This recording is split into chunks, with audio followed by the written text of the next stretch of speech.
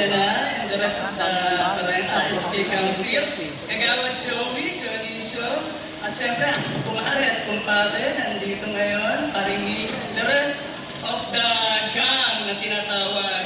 I would like to congratulate SK sa inyong kauna-unahan tournament sports.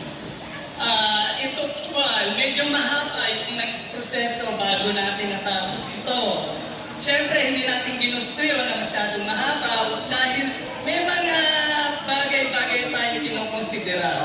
But again, una pala, in behalf of Kapitana Rosalie, tumawag siya kanina, nilakad kasi sila, pero pagpunta na daw sila, biyahe na daw sila, hopefully makahabol.